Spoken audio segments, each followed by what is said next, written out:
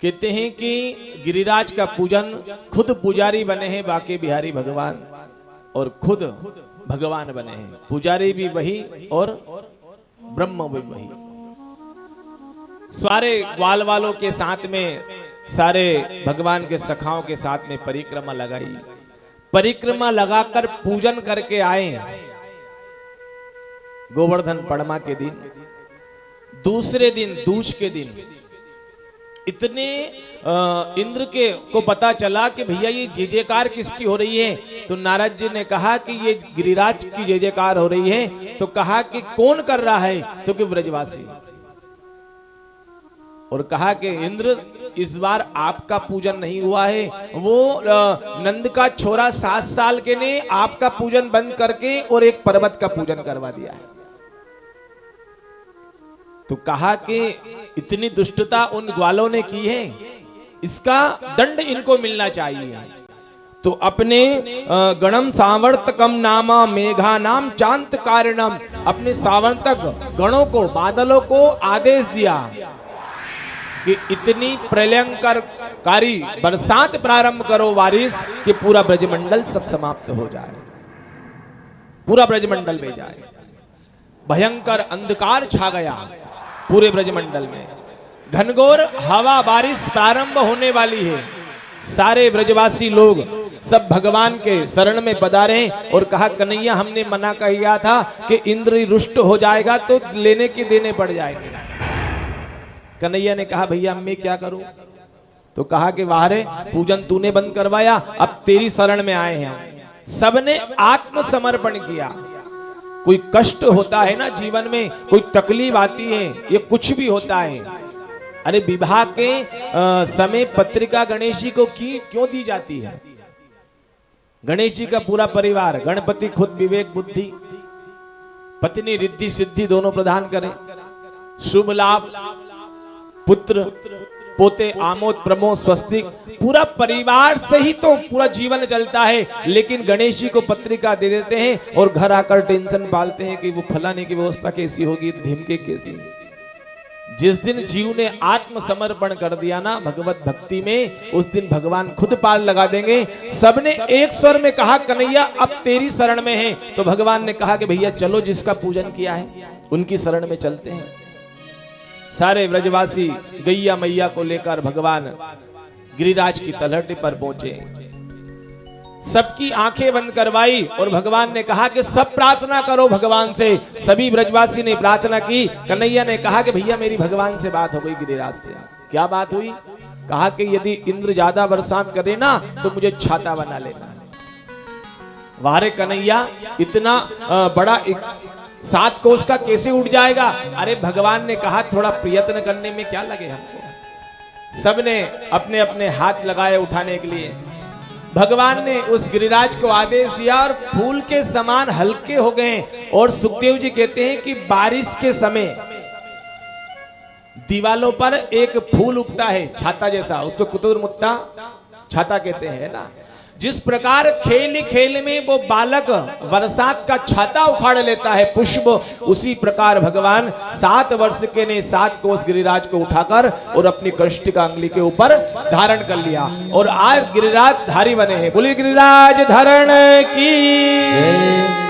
गिरिराज धरण प्रभु हरि शरण, गिरिराज धरण प्रभु तुम्हारी शरण, गिरिराज धरण प्रभु हरि शरण, गिरिराज धरण प्रभु तुम्हारी शरण, प्रभु हरि शरण, प्रभु हरि शरण, प्रभु हरि शरण, प्रभु हरि शरण, गिरिराज धरण प्रभु हरि शरण, गिरिराज धरण प्रभु हरि शरण।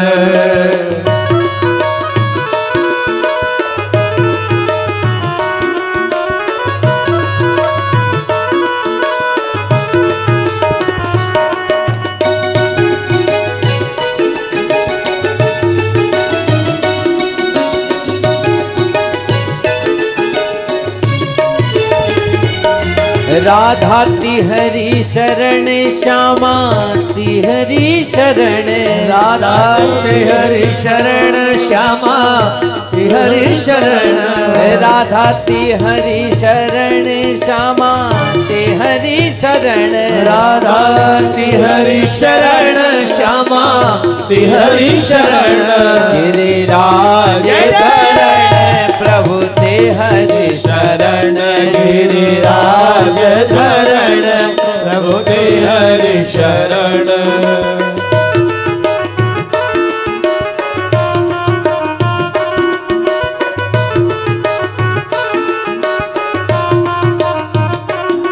मेरो बारो सो कन्हैया मेरो बारो सो कन्हैया मेरो बारो सो कन्हैया मेरो बारो सो कन्हैया मेरो बारो सो कन्हैया मेरो बारो सो कन्हैया मेरो बारो सो कन्हैया मेरो छोटो सो कन्हैया नक पर गिरिवर लीनो धारे मेरो बारो सो कन्हैया नक पर गिरिवर लीनो धारे कन्हैया मेरो बारो सो कन्हैया मेरो बारो सो कन्हैया मेरो बारो सो कन्हैया मेरो छोटो सो कन्हैया नक पर गिरिवर लियो उठाए मेरो बारो सो कन्हैया नक पर गिरिवर लीनो धार मेरो बारो सो कन्हैया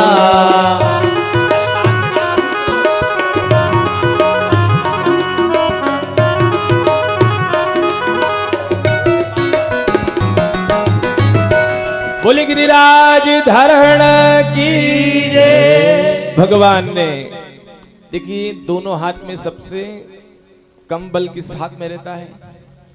उल्टा हाथ है ना। पांचों अंगुलियों में सबसे कम बल छोटी उंगली में। भगवान ने वही बाएं हाथ की कनिष्ठ अंगुली के ऊपर धारण किया, नख के ऊपर। सभी ब्रजवासियों ने अपने अपने घर से डंडे लाए थे, मोटे लकड़े, सबने लगा लिया। किसी ने कंधा लगाया, किसी ने हाथ लगाया, किसी ने डंडा लगाया। सोचा कि एक आध दिन में बारिश कम हो जाएगी, लेकिन पल पल बारिश बढ़ रही है, घट नहीं रही है। दिन भर हो गया, रात भर हो गई, दूसरा दिन, तीसरी दिन प्रारंभ, लेकिन बरसात बंद नहीं हो रही है। तो सारे ग्वाल वालों ने कहा, कन्हैया एक काम कर भैया, 3 दिन हो गया है तुझे, एक जैसे खड़ा है तो अंगली के ऊपर धारण करके अरे जलपान कर ले, दूध पी ले, माखन खा ले, थोड़ा विश्राम कर ले, नींद ले ले। तो कहा कि ब्रजवासी यदि मैंने हाथ नीचे कर लिया तो ये पर्वत नीचे आ जाएगा। सारे ब्रजवासी कहने लगे, अरे इतने मोटे मोटे डंडे लगाए हमने, हजारों की संख्या में, किसी ने कंधा, किसी ने हाथ, ये छोटी सी अंगली क्या लगा रखी है सहारा लेकर, और तू सोचता है कि तेरे कारण ये टिका है। एक काम कर, नीचे का हाथ कर। देखो फिर मुझसे मत कहना, अरे तू हाथ तो नीचे कर। अब भगवान ने जैसे ही थोड़ा सा हाथ नीचे किया, मोटे मोटे लकड़े डंडे, किसी के कंधे, किसी के हाथ, सब चकनाचूर होकर टूट गए। सबने एक स्वर में कहा कि हे लाला हमारी रक्षा कर। प्रभु ने फिर वो गिरिराज को धारण किया है। हमने एक दिन कहा था कि राम और कृष्ण में एक ही अंतर है कि कृष्ण ने कभी अपने आप को छुपाया नहीं, हर बार कहते हैं मेरी शरण में आओ। भगवान ने यहां अपनी कनिष्ठिका अंगुली के ऊपर धारण किया। सबने कहा, बड़ा आश्चर्य हुआ कि इतने मोटे डंडे टूट गए, ये छोटा सा छोरा नंद का। बाबा सही सही बता, ये छोरा किसका है? नंद बाबा को घेर लिया। नंद बाबा ने कहा कि भैया हमारा ही छोरो है। क्यों रे कन्हैया? तो कहा कि मेरे भगवान ने एक मंत्र दिया है। क्या मंत्र दिया है? कि यदि कोई संकट आए ना, सबकी आंखों में देखूं मैं, और सबकी आधा बल सबका पूरा मेरे पास आ जाए। तो कछु माखन की कृपा है ना गोपियों का, और कछु मेरी मैया का दूध का असर, और बाकी सब राधा जी की कृपा और आप सबके बल के कारण मैंने गिरिराज उठा के रखा है। भगवान ने और चमत्कार किया इसी घटना में। क्या? अभी तक तो अंगुली के ऊपर था, लेकिन अब भगवान ने चमत्कार दिखाया कि अंगुली और पर्वत दोनों के बीच में 3 अंगुल की गैप है। भैया अभी तक तो ये छोरा ने उठा के रखा था, लेकिन ये अंगुली से इतना ऊपर कैसे उठ गया है? किसी ग्वाले ने कहा कि मैं बताऊं किसने उठाया है। सारे व्रजवासियों को भगवान के पीछे लेकर गए तो वृषभान दुलारी राधा रानी देख रही है मात्र उस पर्वत को। कन्हैया ने तो अपनी अंगुली से उठाया था, लेकिन किशोरी जी ने उस अपनी नजरों से उस पर्वत को उठा रखा था। बोली राधे रानी सरकार की जय। सुंदर एक भजन दीदी की फरमाइश का गा दूं क्या? कौन सा? एक राधा रानी का ही है। हाँ, ऐसी कृपा करो श्री राधे दीजो वृंदावन को हो ऐसी कृपा करो श्री राधे दीजो वृंदावन को वास। ऐसी कृपा करो श्री राधे दीजो वृंदावन को वास। ऐसी कृपा करो श्री राधे दीजो वृंदावन को वास। हाँ वृंदावन को वास दीजो बरसाना को वास। हो वृंदावन को वास दीजो बरसाना को वास। हो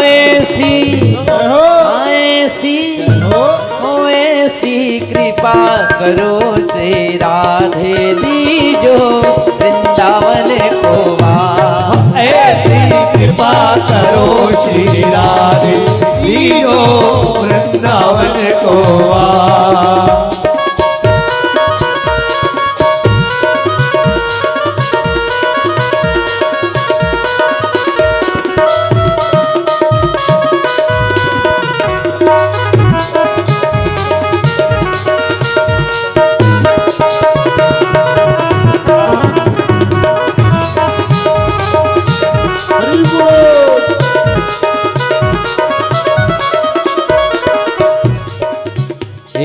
भूख लगे तो मांगन जाओ, भूख लगे तो मांगन जाओ। ब्रजवासिन के टुकड़े खाओ, ब्रजवासिन के टुकड़े पाओ। प्यास लगे यमुना जल पी लूं, प्यास लगे यमुना जल पीऊं। सेवा कुंज में करूं निवास। ओ ऐसी कृपा करो श्री राधे दीजो वृंदावन को वास। ऐसी कृपा करो श्री राधे दीजो वृंदावन को वास।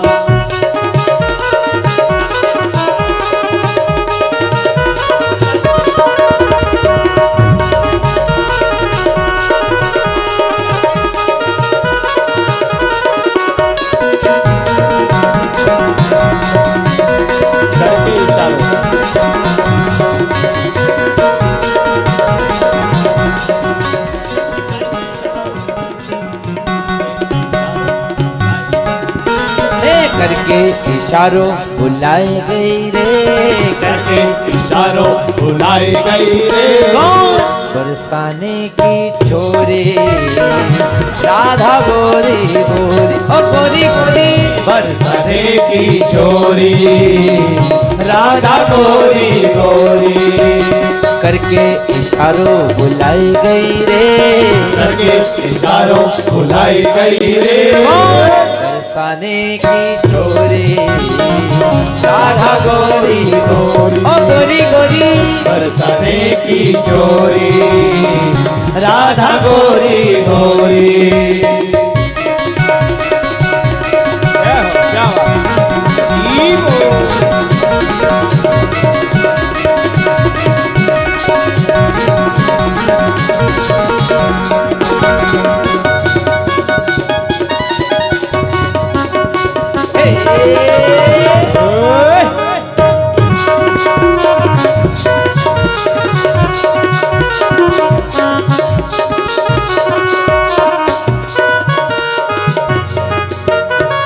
जो कानों में रो गावन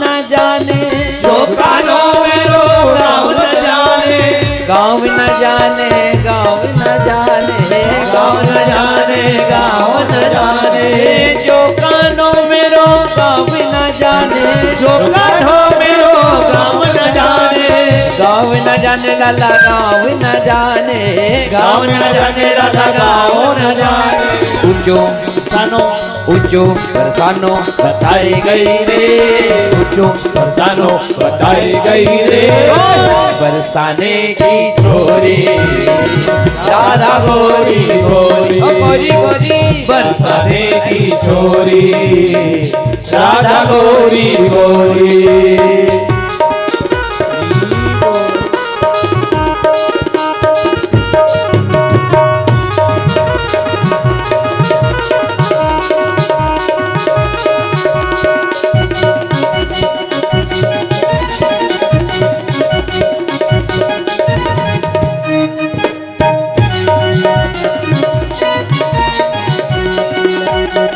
जो कानों मेरो नाम न जाने, जो कान्हों मेरो नाम न जाने, नाम न जाने नाम न जाने, नाम न जाने नाम न जाने। राधा हाँ राधा रंगीली बताई गई रे, ओ राधा रंगीली बताई गई रे, बरसाने की छोरी राधा गोरी गोरी, ओ गोरी गोरी बरसाने की छोरी राधा गोरी गोरी गोरी गोरी, बरसाने की छोरी राधा गोरी गोरी। जय हो।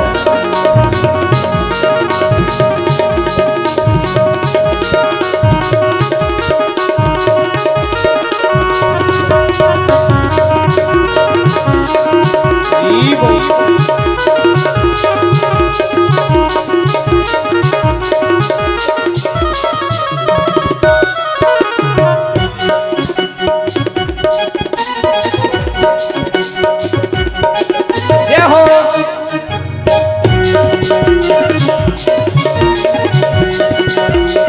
मेरे अंगना में तुलसी को बिरवा, मेरे अंगना में तुलसी को बिरवा, तुलसी को बिरवा तुलसी को बिरवा, तुलसी को बिरवा, तुलसी को बिरवा, तुलसी को बिरवा तुलसी को बिरवा, तुलसी को बिरवा, तुलसी को बिरवा, तुलसी को बिरवा बताई गई रे, तुलसी को बिरवा बताई गई रे, बरसाने की छोरी राधा गोरी गोरी, ओ गोरी गोरी बरसाने की छोरी राधा गोरी गोरी। हाँ करके इशारों बुलाई गई रे, करके इशारों बुलाई गई रे, बरसाने के छोरे राधा गोरी गोरी, ओ गोरी गोरी बरसाने की छोरी राधा गोरी गोरी, हो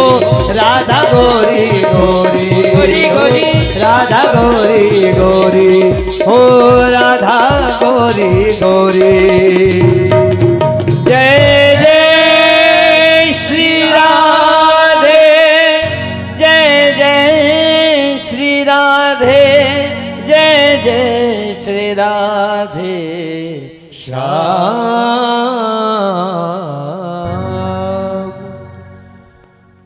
राधा का बिना कृष्ण अधूरा है ना। इसी घटना के बाद में गर्ग संहिता में राधा और कृष्ण की विवाह की चर्चा भी है, भांडेर वन में जहां हम लोग गए थे।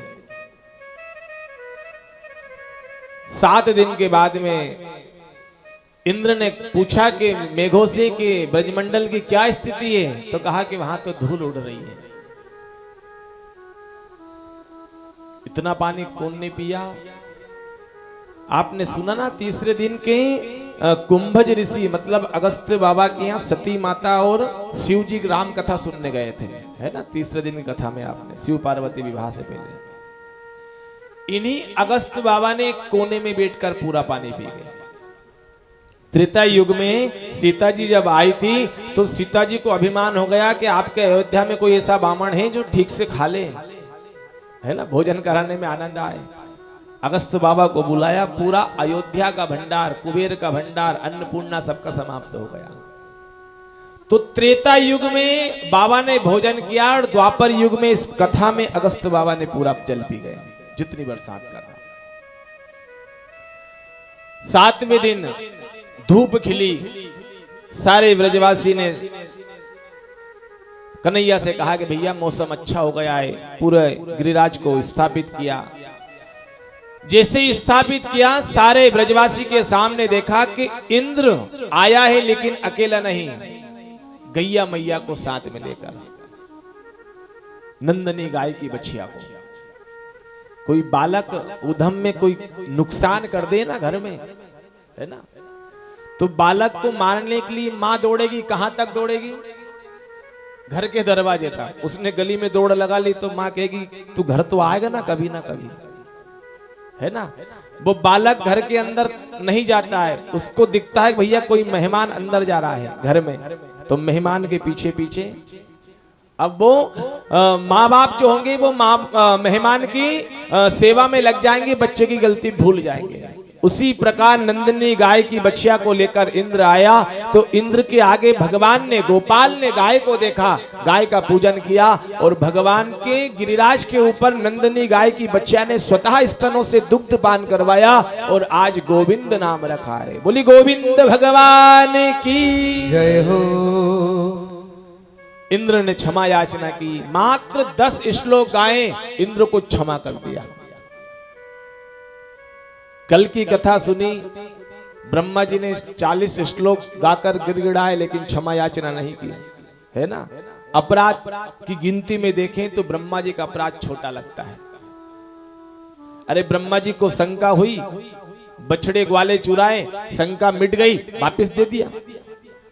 दिखने में अपराध छोटा लगता है, सुनने में, लेकिन इंद्र की गलती दिखने में सुनने में कितनी बड़ी लगती है। ये तो गोवंश और ग्वाले सबको समाप्त करने के लिए बरसात की थी, तो अपराध इंद्र का बड़ा है, लेकिन भगवान ने 10 श्लोक में क्षमा कर दिया, ब्रह्मा जी को क्षमा नहीं किया। क्या कारण है? तो कहा कि भैया यदि कोई वार्ड का पार्षद भ्रष्ट निकल जाए ना, पार्षद यदि भ्रष्ट निकल जाए तो क्या होगा? एक वार्ड ही खराब होगा, है ना।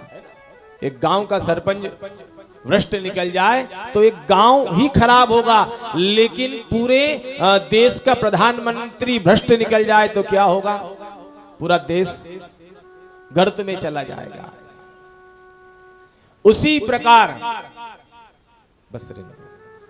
प्रकार भगवान की नजरों में इंद्र एक छोटा सा बच्चा है और भगवान ब्रह्मा जी जो है वो सर्वोच्च गादी पर बैठे हैं, इसलिए वहां अपराध किया। भगवान कहना चाहते हैं कि बच्चों का अपराध क्षमा योग्य है, लेकिन बड़ों का अपराध क्षमा योग्य नहीं है। एक तो ये कारण। दूसरा कारण, ब्रह्मा जी ने जब सारी गोपियां ग्वालन जो थी अपनी अपनी छतों के ऊपर खड़ी हो जाती, कब? जब भगवान गाय चराने जाते या गाय चरा कर आते थे। तो ये जो आंखें की पलकें है ना, ये नीचे गिरती है एक पल के लिए, तो वो आंखें की पलकें नीचे गिरती तो ब्रह्मा जी को गाली देती कि ये ब्रह्मा जी ने शरीर में आंखें दी है, अच्छी बात है, लेकिन ये पलकें क्यों दी है? एक पल के लिए ये पलक गिरती है तो उस समय हमारा कृष्ण के दर्शन से हम दूर हो जाती है, वंचित हो जाती है। तो यहां इंद्र ने 7 दिन तक भगवान और ग्वाल वालों को संग में रखा है। हम ऐसा प्रयास करें कि किसी व्यक्ति को भगवान से दूर ना करें, ऐसा प्रयास करें कैसे भी करके भगवान का सानिध्य मिले, और वही प्रयास आपने 7 दिन किया है ना, व्रज में लाकर सभी को। तो भगवान ने विचार किया कि ब्रह्मा जी ने बिछोड़ करवाया था और इंद्र की गलती से संग हुआ है, इसलिए इंद्र को क्षमा कर दिया। शतक क्रतु यह नाम रखा, सो यज्ञ करने वाला। इसके बाद में नौमी के दिन स्थापित किया, दूध से नौमी 9 दिन होते हैं। 10वीं निकली, तीसरे दिन एकादशी का व्रत आया। एकादशी का व्रत आया तो नंद बाबा को चिंता हुई, रात्रि 12 से 2 के बीच में ही यमुना स्नान करने चले गए। रात की 12 से 4 में असुर वेला होती है। न व्यक्ति को पढ़ना चाहिए, विद्यार्थी को उस वेला में। लोग रात भर पढ़ते हैं और ब्रह्म मुहूर्त आता है 4 बजे और गहरे नींद में सो जाते हैं रात सुबह 10-11 बजे तक, है ना। जो विद्यार्थी 4 घंटे 6 घंटे पढ़े, वो यदि ब्रह्म मुहूर्त में 1 घंटे भी यदि पढ़ लें तो वो बैलेंस हो जाता है। एक ने ऐसा ही उपदेश दिया कि भैया तू ब्रह्म मुहूर्त में उठकर पढ़ा कर, ताकि ज्यादा याद रहे, बुद्धि तीव्र रहती है ना। 6 घंटे की पढ़ाई 1 घंटे में पूरी हो जाएगी। तो एक समझदार विद्यार्थी आया, कहा कि गुरुजी वो सही बात है, लेकिन ब्रह्म मुहूर्त 4 से 6 का समय होता है, उसमें 2 घंटे सो लो तो 12 घंटे की नींद के बरोबर फल प्राप्त हो जाता है ना। उसको बिठा लो, उसको बिठा लो। देखो वो खेलेगी तो कोई दिक्कत नहीं है हमको, लेकिन कितनी अच्छी लग रही है ना, ये इतनी अच्छी लग रही, ऐसा किया इसलिए अच्छी लग रही है, तो सब निगाह उसके ऊपर चली जाए, है ना?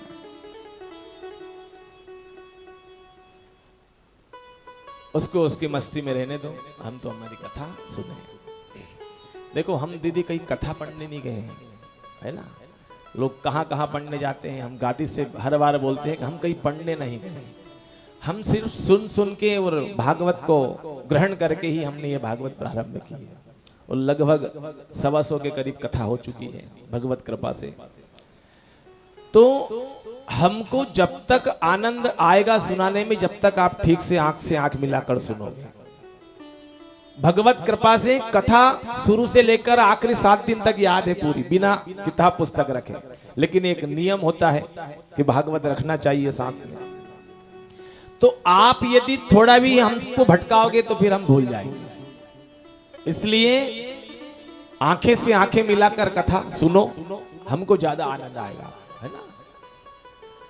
तो यहां हमने एक दिन कहा था कि ये 4 घंटे जो असुर वेला होती है, इसमें मात्र जीव को विश्राम करना चाहिए, न भोजन करना चाहिए, है ना, न स्नान करना चाहिए। स्नान करने में जल के देवता वरुण का अपमान होता है।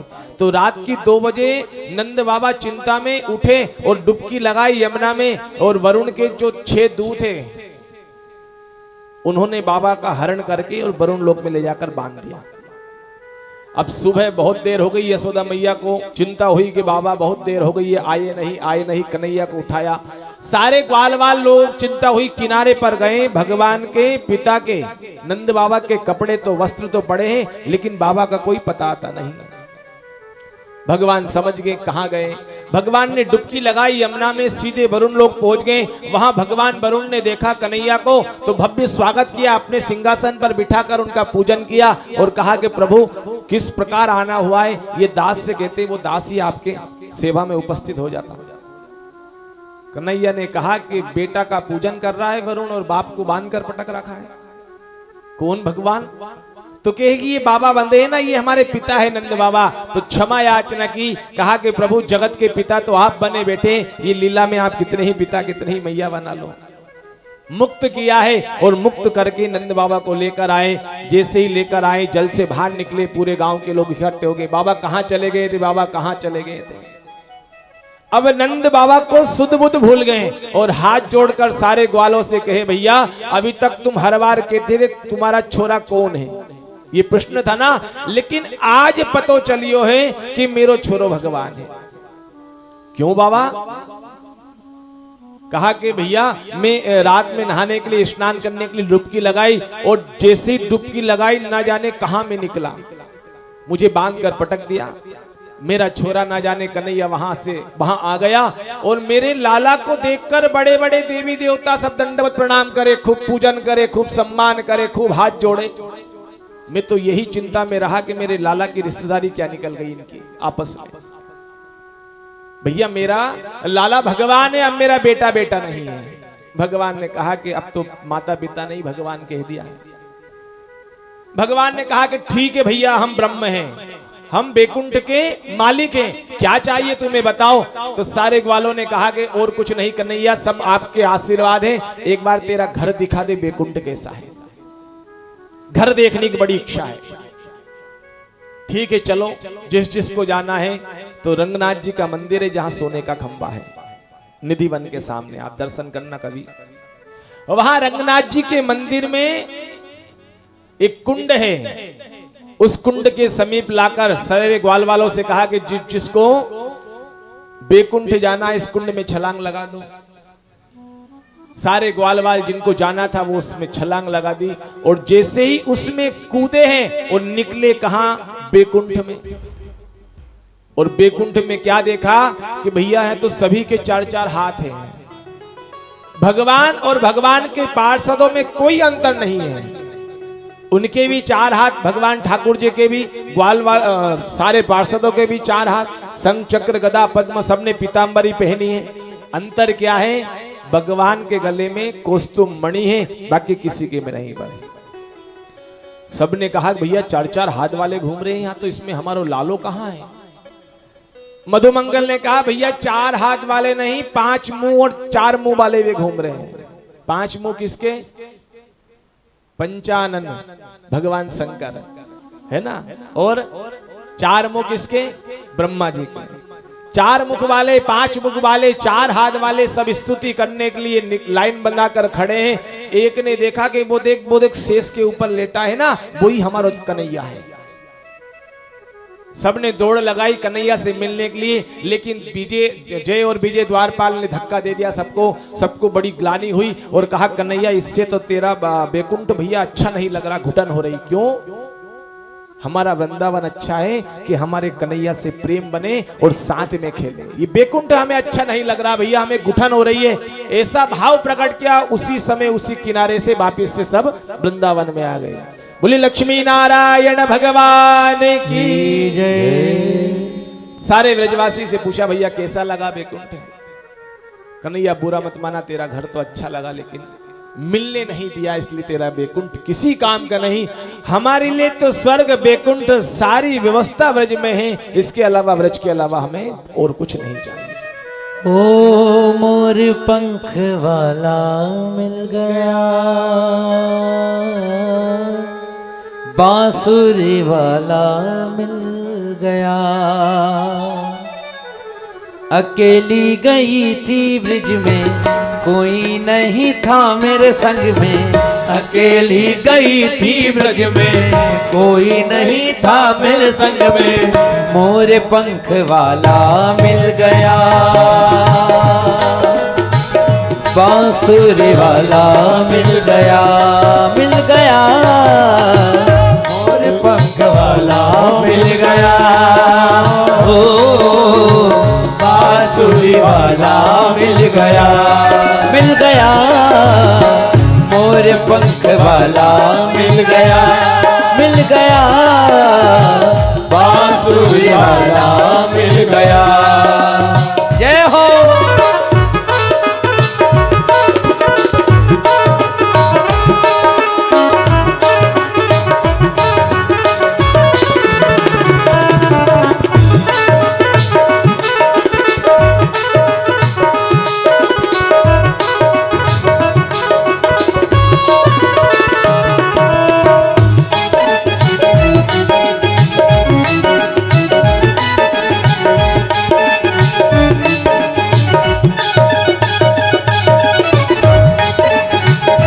बोले बाके बिहारी लाल की जय हो।